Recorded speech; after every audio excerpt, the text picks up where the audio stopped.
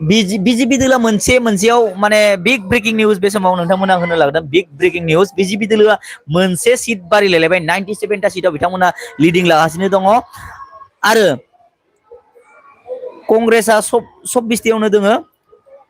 BJP दोलोआ big breaking news BJP दोलोआ 97 माने मोनबाय बर्तमान लिडिंआव दोङो बिथांमोना 96 मोन दहयो दा बावैसो